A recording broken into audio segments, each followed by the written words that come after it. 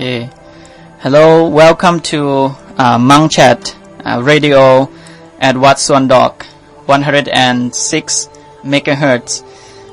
Welcome all the listeners to the Dhamma talk, Dhamma discussion for today on Friday 3rd March, of 2020. And I am here with my special guest. All right.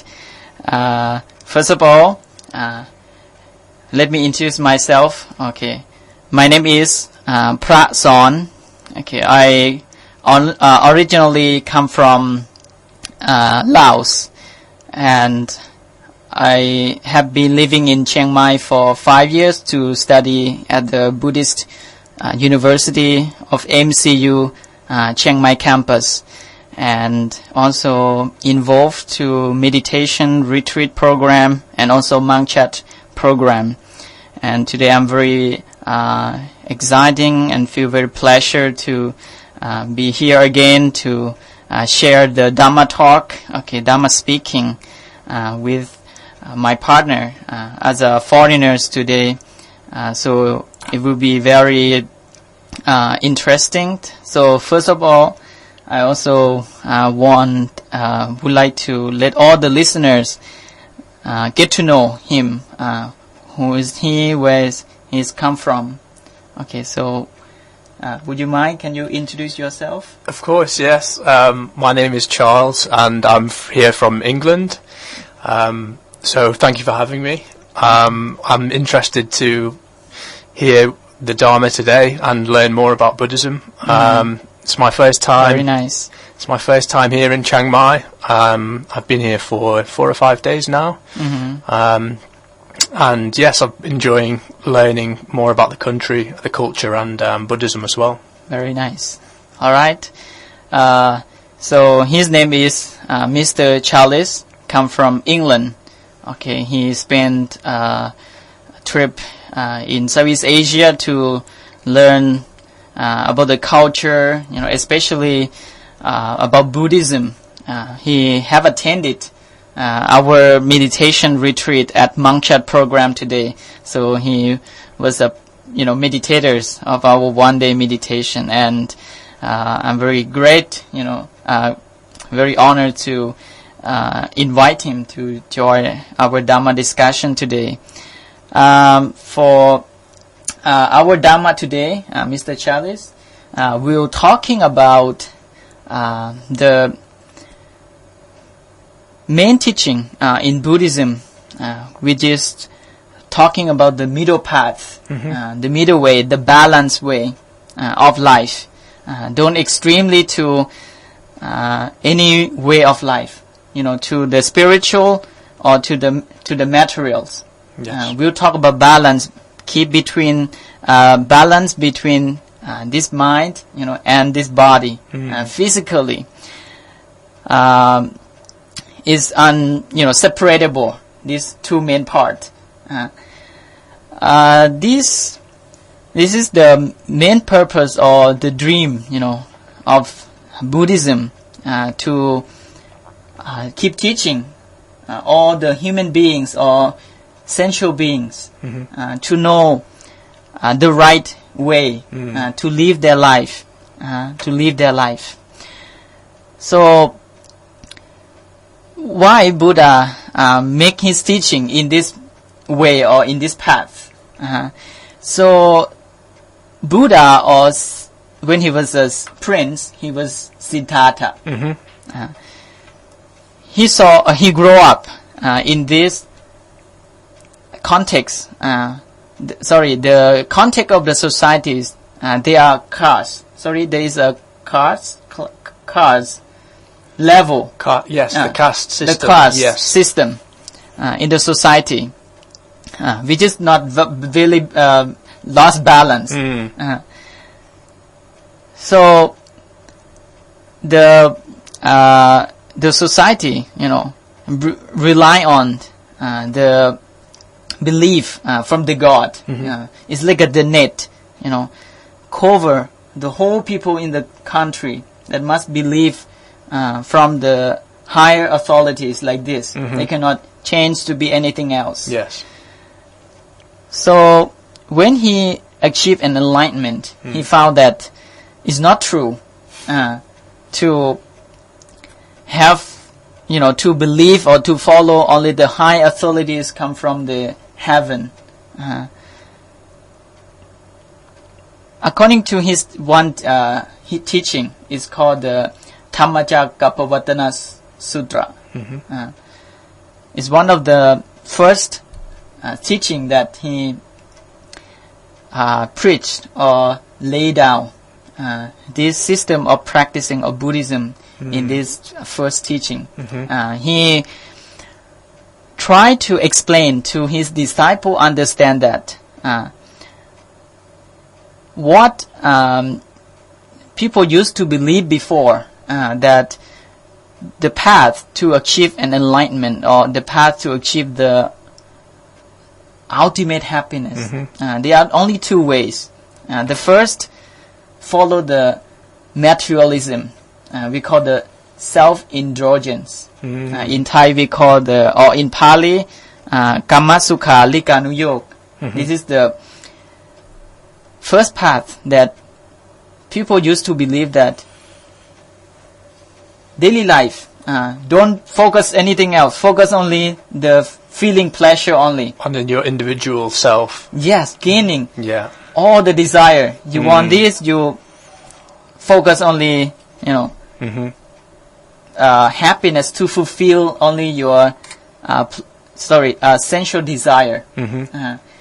Until one day you feel bored. And this bore or this state of mind going to lead that one to understand some truth of nature, the law of nature, and that's a state of enlightenment. That's what old people believe, the former people believe. And second way of life, also extremely to like a spiritualism. This group of people focus only training mind. Don't talk about worldly happiness. Block. All the sense organs, six sense organs, to experience the worldly happiness. Live very suffering life. So that's why Buddha named this self-tortures. Does it make sense? It makes sense. Self-tortures. Yes. Could you give an example of the kind of behaviors that they would take part in? For the practicing of self-indulgence, according to the life story of the Buddha, when he decided to renounce himself from the palace, from the luxury things, when he was prince, he became an ascetic or monk that you have learned through the slides today. He keep practicing very hard. In the slides, you just seen only one example that Buddha stopped to eat food or keep diet for many days. But according to the story, he keep trying other practicing as well. Sometimes stop breathing, or use the tongue push. The what do you call that? The roof of your mouth. Yes. Many hours until very suffering. Doesn't sound enjoyable. Yes, of course, it's very suffering. So it's a self-tortures way of life. Live the suffering life to feel bored with all the sensual pleasure. That's only they understand that they view this kind of life living is a nonsense. It's not main value to just be happy and fulfill the desire, fulfill sensation. So this group extremely to only the spiritualism. So finally Buddha already keep trying keep experience these two paths already, but he still cannot achieve the higher truth yet. That's the state of enlightenment, the mentally enlightenment that able to know the all condition, the way things are of the all condition. And then he introduced new path. It's called the middle path or middle way. We call the Majjhima Patipata. That's a middle path. To keep training, not only extremely to the materialism, not extremely to the spiritualism, but balance the external happiness or body part and mental part. So that's why Buddha able to construct the training system. There are 3-4 training: moral training, keep doing good, avoiding doing bad; mental training, to purify the mind; and wisdom training, to train this wisdom or understanding to know the higher truth. This is going to allow ordinary, when we are ordinary, we just have basic view to whatever we go to relate. For example, attached, it is myself, but wisdom training going to allow sentient being or human beings who have been developed to the higher level liberate themselves to be a virtuous people, to be a noble people. All right. So when you have been listening for a while, it seems that Buddhism teaching something very high. Some people, they view Buddhism like that, because talking about the state of liberation to attain the nirvana. But however, we look over the other part, what Buddha have taught. Yes. So this is Buddhism. This is the skills and the great skill of the Buddha that understand the natures of human beings. We still have greed. I still want to have big house, big car, sport car, iPhone 11 Pro. Don't we all? Yes, we all want that, So Buddha still guide some many value teaching that allow ordinary keep practicing in everyday life to raise their life living in the families, business, to keep interacting with people in the society as well. Yes. Like a basic teaching. There is this teaching as well for the ordinary, for example, like us. So it's accessible to everyone. Yes. It depends on what is your background. All right. So to study Buddhism, we should study a proper teaching. For example, today you keep attained one-day meditation. To be honest, our monk also directly introduced you about the Four Noble Truths and the Noble Eightfold Path, which is directly to the core teaching.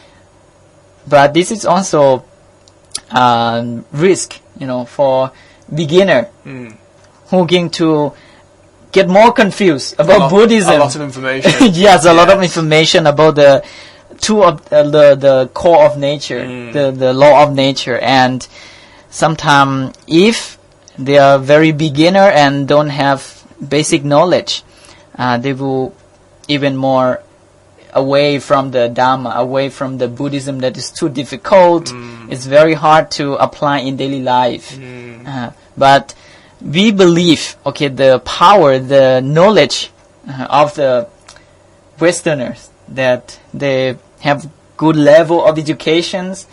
You have learned something very logically or scientific view.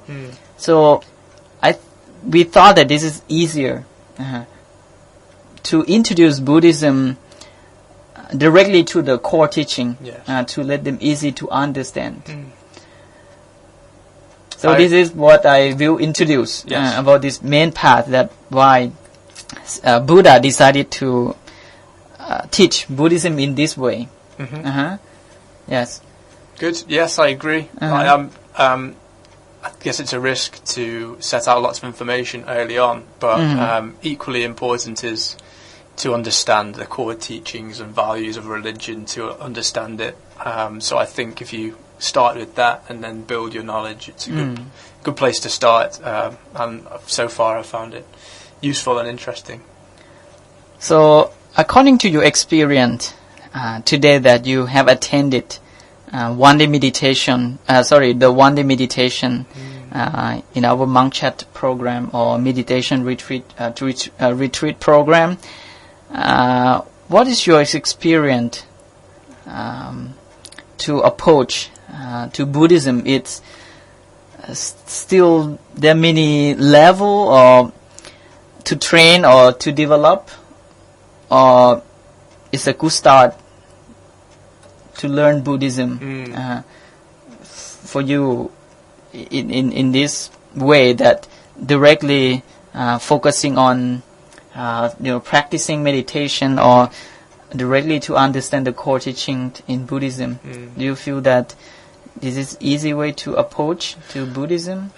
Yes, I think it's useful and accessible. I had done a little bit of reading about Buddhism in the past, but I've found today much easier to take on the information and having that conversation face to face in kind of a clear and easy to understand way. It's really brought it to life for me and reinforced the little bit I did know.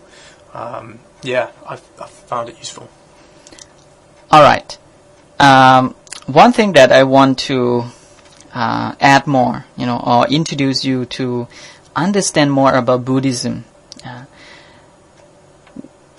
We of course we knew that this is the main practicing of Buddhism, to focusing on moral training, mental training, and wisdom training. All right. And one thing that is also very interesting, when Buddhism spreading to the other country that has different people, different background, people also have different contexts of the society, social relationship, ideology or the concept of the people differently. So how those people understand or able to approach to the core teaching of the Buddhism? This is also respect to the wise of our own ancestor, our monks, who is become the Buddhist scholars at that time, that apply a lot of, let's say, old things, what people used to have. For example, the tales, old beliefs. Yes.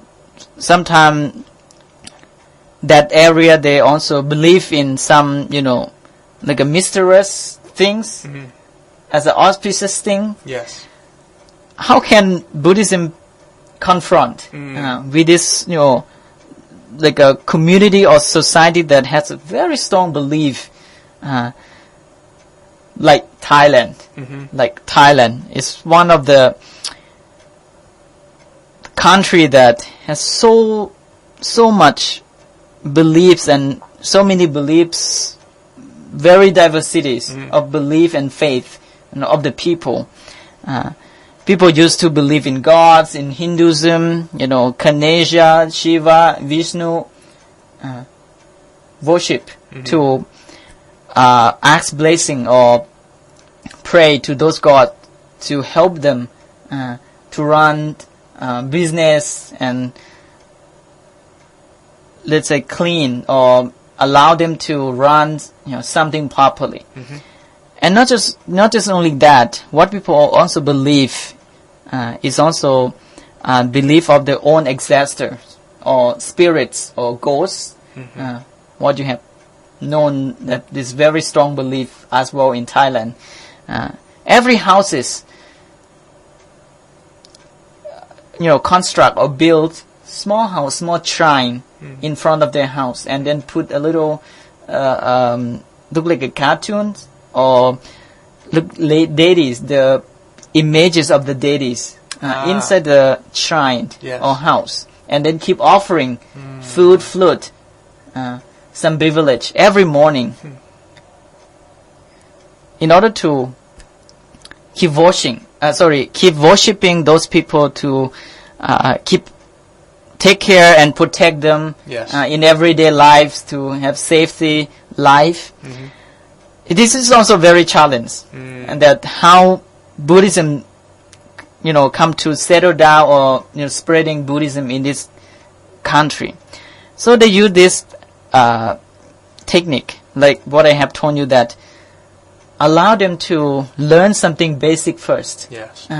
Something what they keep doing and it's still good. For example, belief about the own ancestor.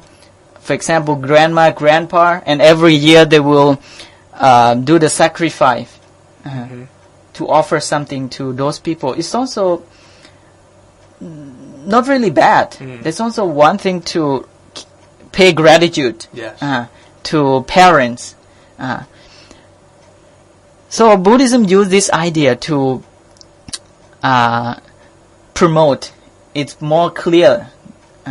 We can pay gratitude to our parents, not just only when they already pass away, but we can do it when they are still alive. When they feel appreciated to your gifts you are offering. When you come back from a trip, or when you stay with them, how to raise them as much good as we can, offer them like special gift every year to raise them. Show them gratitude. Yes. There's two things.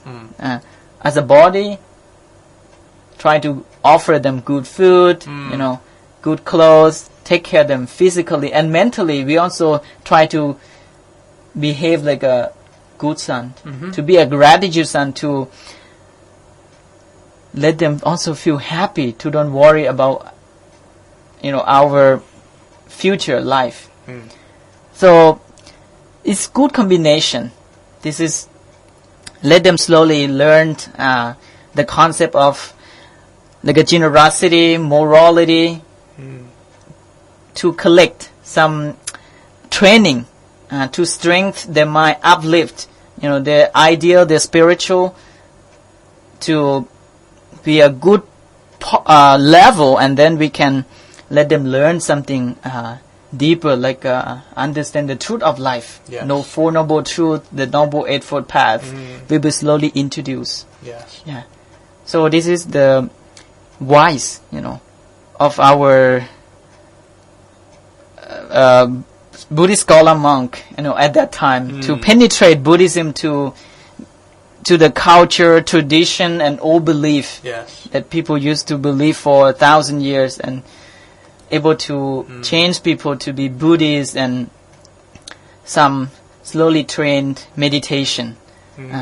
But this point, for the Westerner who are interested in Buddhism, they don't have to focus on that, because I think that for the faith and belief, it's enough for you, because I think that you come from that background.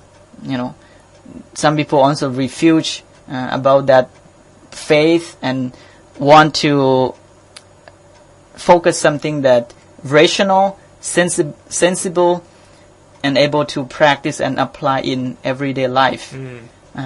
So this is something that I want to add, maybe help you understand Buddhism in every country easier. That why Buddhism in Thailand, Buddhism in China, Tibet, Europe, slightly different. Yes. Yes. Uh-huh. Yeah, I had noticed a couple of differences. There's lots of similarities as well. But we were in Myanmar last month, and slight differences between the Buddhism and the types of Buddhism. So yeah, it's interesting to hear more about it and to hear how it spread as well. Right. And did that take a long time in Thailand? Did it take a long time to change people's way of thinking? Of course, generation by generation, and come from the leader. For example, the monarchy, king, that who play very important role to keep promoting Buddhism generation by generation, and finally shape Thai idea or culture based on Buddhism. All right, so I think we will discuss more about the question from our Mr. Charles that become my partner today. After we have already written some Dhamma talk, we will have a short break. Yeah, we will come back for interesting question from him after he get an introducing to Buddhism. Like this. So we're taking break for a moment, and then we will come back to see all of you. Yeah.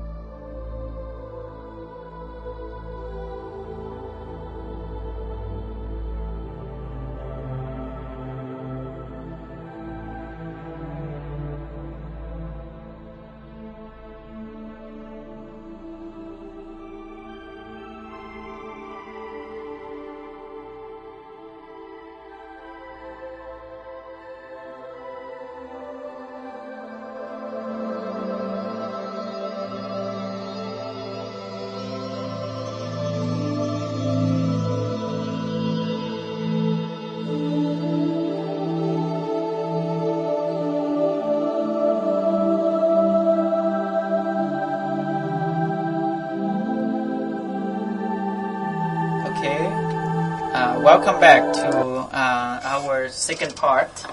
After we have a short break, we also have very interesting question from Mr. Charles.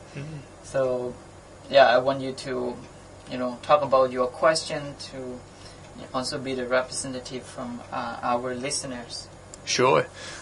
So my first question is about your path and your life. So how did you come to be here from Laos, and at what age did you start practicing Buddhism? Very good question. Especially talk about my self. Okay. I started my monk's life, or we call the novice monk, Samanera, when I was 11, when I was a cute baby monk. Still alive. I started when I was very young, to be honest. When I first finished my elementary school, my parents suggest me that this is one of the best life that you can also dedicate your good deed, good action to parents to pay gratitude to parents. Also keep training and also developing yourself in the disciplined life.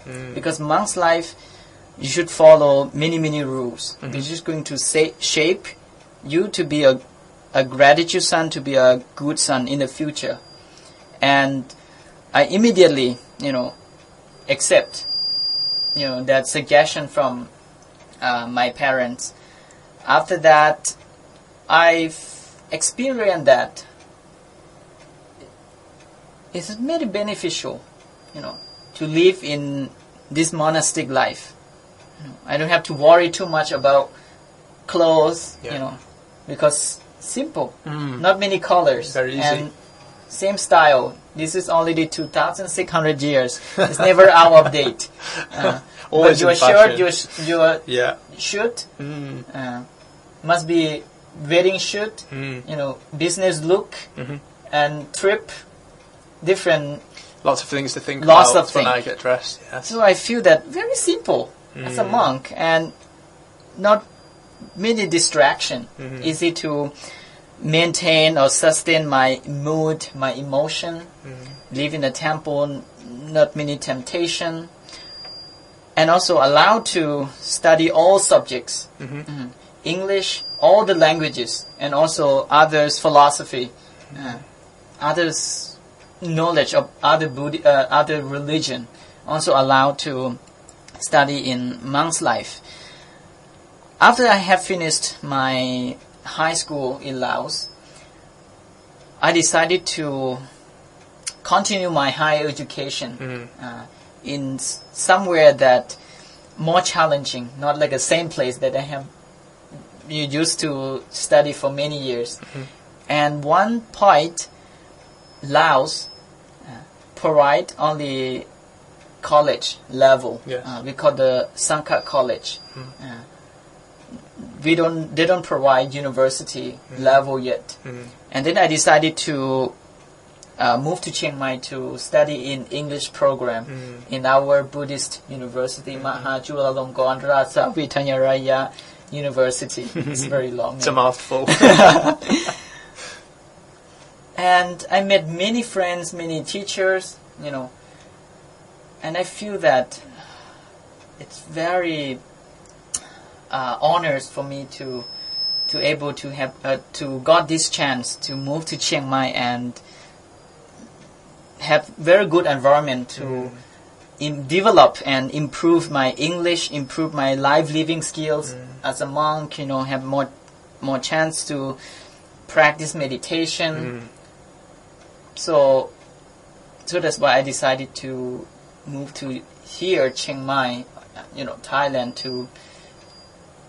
to achieve some expectation, and I got the answer, and to able to have this kind of opportunity is such a wonderful for me to able to go on YouTube or radio live. I never think before that I able to have this kind of opportunity. If I'm not a monk, I don't have this kind of opportunity. So it's opened a lot of doors for you. Yes. And one more thing, what I'm gonna share, when I studied in the university in third year, there was one subject. It's called the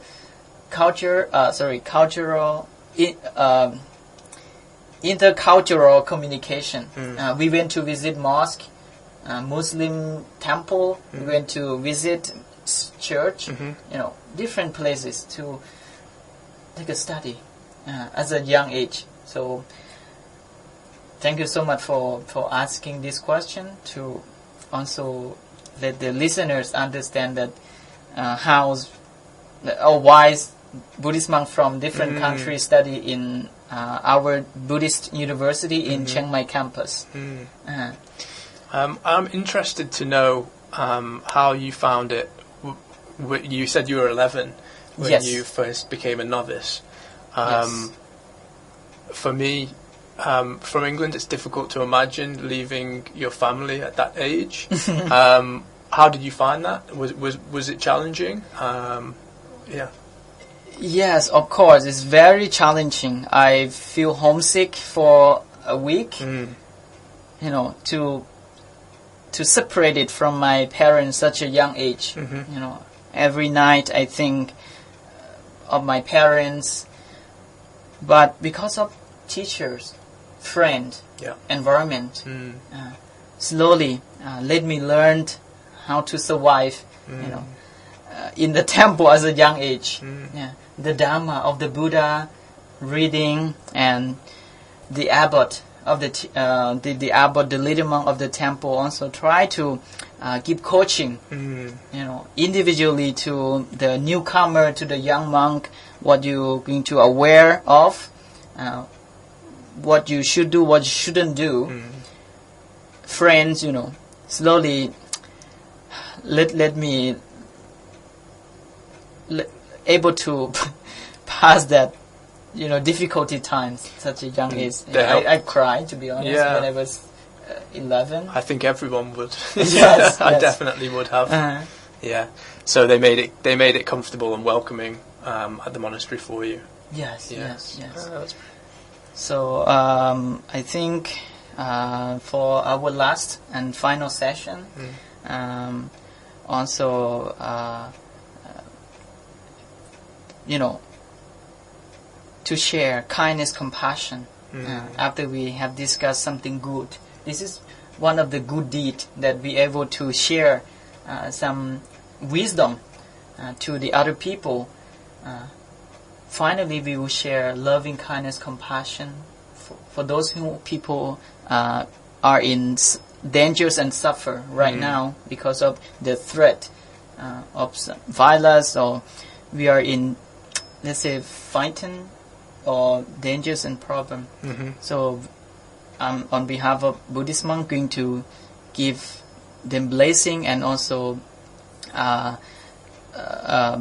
let everyone, you know, free from those bad disease and soon recovery from their illness, sickness. So to respect the Thai culture, would you mind? We keep hands our hands. You repeat after me. Yes. May all living beings be free from suffering and pain. Be free from suffering and pain. May all living beings be free from dangers and problems. Be free from dangers and problems. May all living beings be happy and secure. May all living beings have well-being and peace.